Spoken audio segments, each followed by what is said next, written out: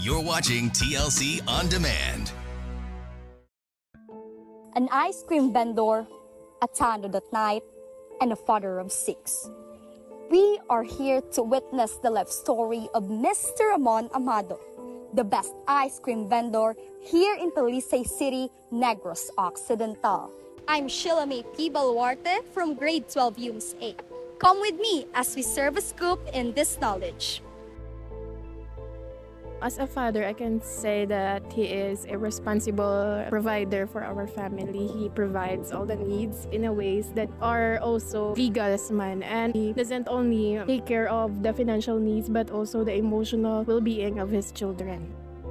Mayo man kay nagabuligay kami duwa sa pangabuhi namon para matustusan ang pag-eskwela sa among mga bata. Kag ang amon nga pangabuhi para mas maging hapos sa amon nga duwa. Kag sa amon man adlaw-adlaw nga paginawi. Ngayong hapon, sir. Hapon, Musta man dere? okay lang. So, may pamangkot lang ko sa imo nga pila nga mga questions. Okay. Pwede mo, sir, maistorya sa amon kang mga inagyan mo sang gamay ka, sir?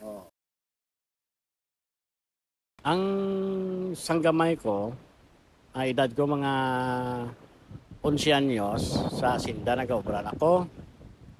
Samtang ga-obra ko, tapos daw wala man magdugay sa Sinda kay puti ka kapoy, kainit kayo. Samtang ga-obra ko kung Sabado Domingo, ga-obra ko sa Asinda. Tapos samtang gadugay na patay nga akon nga amay, nagpuli kami sa Kades. Tapos dito ko kag nakatuon ice cream, kag nakabakal kami sang duha ka tubo nga ice creaman. Amo na subong nga baligya ko ice cream, amo na sa nga nakatuon ko. Tapos samtang ga ice cream ko, kung magtingulan ga obra naman ko sa construction. Helper pa lang ko sadto. Edad ko mga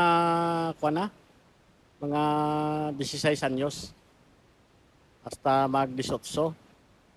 Pag obra ko sa construction niya, kulo kontratay na siya mo. Pagkatapos sa inyo nga ginaobra nga building, pakaway naman, nga ka naman, way ka naman obra. Pagka samang ko sa ina nga construction, nag-iisip ko sa ako nga paminsaran, ko matamat ko pusod sa pasad sa ako nga ice creaman, kay naguba na to gibakal ko mo. Pag pasad ko, nahuman ko na, naglibod ko. Tapos, samtang gadlagan ko nga isa ka karito, gamat-amat ka pasad, isa pagit ka karito para sa manghod ko. Tapos, sa ulihi, nagpasad naman ko liwat, sidecar, para ginlibura ko naman fishball. Sa ulihi, pag tio naman sa tagululan, pahuway naman ko, construction naman ko. Nakapangayaw naman ko din sa Talisay, sa construction naman. Pag abot ko din sa Talisay, sige ko di obra. Pagkatapos naman sa kontrata, way ka naman obra. Pasa naman ko naman, ko karito naman dire. Kaya naguba naman tong pasad ko to. Amo na subong nga ari ako dire sa Talisay. Ang subong niya, nga ginapangabuyan ka mo ginasubong nga ice cream namon.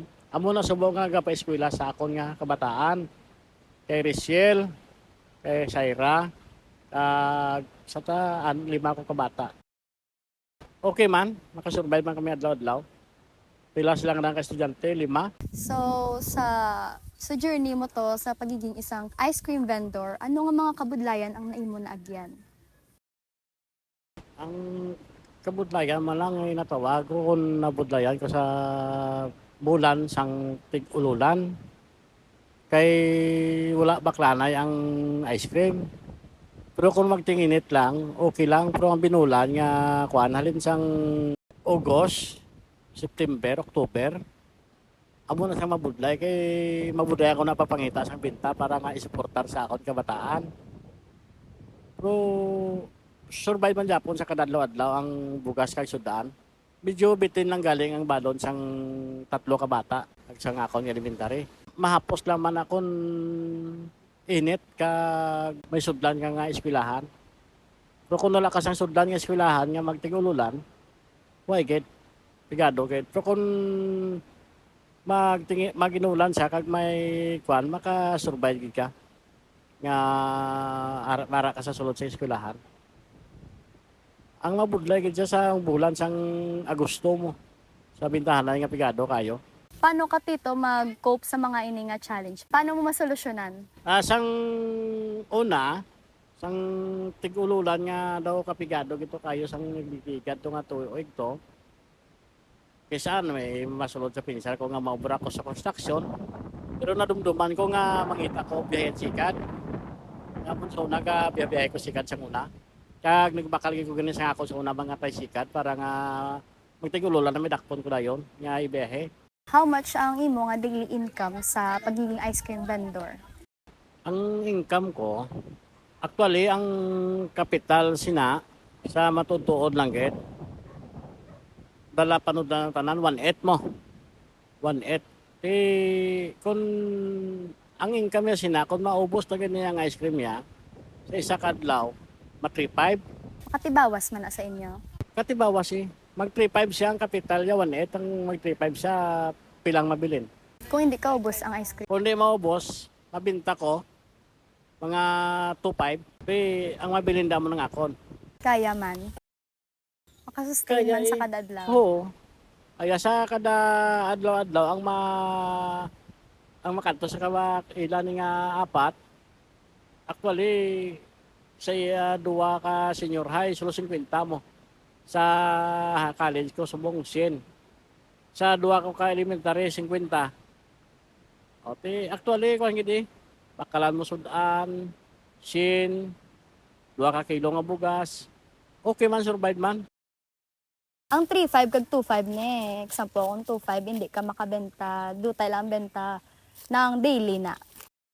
Sa kada adlaw kung amo nang pinakanubo ko nga bintahon mag 2.5 ang mabilinda amo nang ako nga gilansya sa kapital nga 1.8. So sa istorya mo to, sir, kabalugid ko nga before ka maging ice cream vendor, may ara ka gid na handom. Handom gid nga gusto mo. Ano ina? Ay magluwa sa baligya ko ni Subongong. Wala naman ko sa kandong nga iban kiti ang akon nga tinapusan lang man. Grade 4 lamang ko ti makuan ka nga magwa ka hindi ka man kagwa. Ang akon lang yang handom nga mapatapos ko sila pa eskwela. Amo na yung akon. Kaya sila nang mabawi sa akon sa plakadlaw. Mapatapos ko na sila, malipay na ko. Amo na ginang na akon goal, patapuson ko na gid lang man sila. Kaya wala na sang iban. Pero wala ka gito may ginandom nga magmaestro ka, magpulis ka, wala gid. Wala ko sa ngandong nga muna kati. So, hindi na ko nakasarang kasi una ano lang ako ginikana naman, kampo man. Good life man biyabi sa kampo to, no? Siyang una may handom mo ko mga magwa ko, galing kati. Wa sa abroad. Oo, pangitaan mo ko nila sa mga diploma or certificate sa akon mga engineer nga para nga kuno abi tagpila ko dapat tuig nang pila na ko katuig sila magpirmahan pa ko. So ka budlay, wala na ko nagpadayon. Kapasada ko yata niya interview. So pangitaan ko nila sang natawag lang papel lang papirma ko sa akon engineer. Kung sino nga ako na nga amo nga pag matuod pila na ko nakatuig siya gawra construction na amo na akon sa una plano. Ikabudlay naman abi subong magwa ka sa abroad. So damo-damo gid si kasuhon to. May harap pa na nga kwan. Okay man to tani sa una kay self salary deduction. Pero pagitaan ka nila sang kwan, sa ginatawag nila nga kung mayo ka sa imo, amo kung pila ka nakatuig, kung pila nakatuig mo experience. Amo na nga wala ko nang padayon. Kaya budlay da amo kay mo ay asikasuhon. Nahambal mo to nga nang wala ka nagpadayon sa imo nga eskwela, pag-eskwela. Wala. Subong like kung ikaw gustuhon mo, subong, gustuhon mo man gid makatapos. Ati kung sa una tani sang pulmiro namon nga sawayan sa wakon may handog yung makatani nga biskan tisda lang eskwela ko. Naka-apply nga ko sa tisda galing kay may eskwela ko gabi pagkaaga malibot ko. Hindi ko ko kay daw kakapoy na. Kapoy, oo. Why na kanan? Ang ako nang ginapa ano subong sa ilan na lang gid. Ilan na lang. Nga mapatapuson ko na gid lang sila ya, bahala na. Muna na yung akon.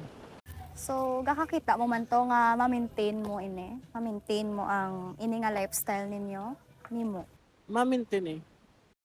Nga. Kay, In what way? Sa ano nga pamaagi? ma-maintain ko na siya kay kung hindi mo sa ma-maintain na nga kwan, pareho na ang nagapangamo lang.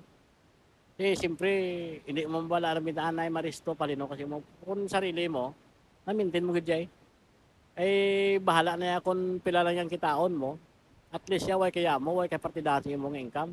Gani man. Ma-maintain mo ginasaya. Ikaw lang isa. Wala na kayo sa ngamo nga partidahan pati amo lang na yung panda mas bintaha nga may sarili ka. So, may plano ka man to nga mag-go pagid sa iban nga mga business, magsulod sa iban nga negosyo. May ara man kaso lang ti financier ang akon nga kwan, financial ang akon kulang.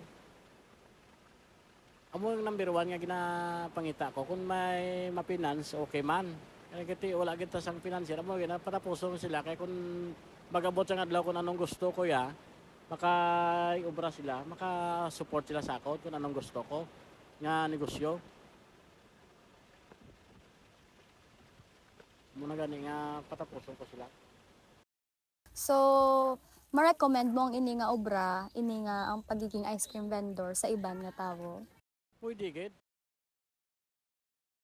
Similar sa ini nga ano ba, inyong nga kondisyon subong sa pangabuhi niyo subong, ma-recommend mo?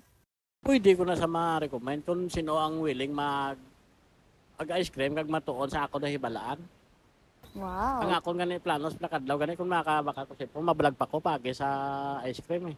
Para nga mabalaan nila kung paano magtimpla. Oo to kay ano gid nang ano na gid subong ang social media be. Nang dako gid subong ang imo bala man kitaon bala ko mag-vlog ka man, mag-reels kada. Tudlo ka lang da sa ila be. Gatud ga video ka gatudlo ka sa ila nga paano maghimo sang ice cream nang ara may kwarta nga gasulod simo basta may ga Ano yung plano ko kung makabaka ko cellphone okay ma-vlog ko halin sa pagsugod hasta matapos hasta nagabrigya ko i-vlog ko na kay para nga damo man makabalo kag mapuslan man nila sa kadlaw. kan pagid ka budlay ka pangabuhi subong pwede gid ning ice cream to no. Agi lang man ang tingulan. Laban man gid gawa yang init. Tapos ka magtingulan siya may income man Japon pero hindi kailangan mo patama ba dito mo lang imo nga income nga insakto. Puro insakto lang man sa panimalay mo man. Na-amaze gid ko to sa imo nga storya.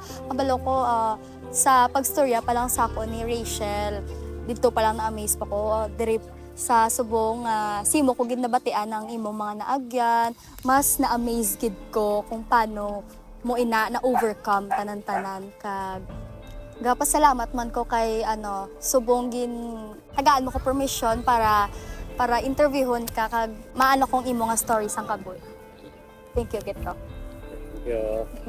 So, ang na-learn ko sa interview is hindi mo pag-underestimate ton ang mga amon ang mga vendors dira sa kilid-kilid lang kay wala nga kabalo sa mga naagyan nila. Nga mas hindi man sa na invalidate ko ang iba ang feelings kay ibang mga tao pero mas grabe ang mga naagyan nila balahaw sa ilang kabuhi. Kag amo na na-learn ko man kung paano maging kontento kag kung paano maging hardworking sa sina nga mga bagay.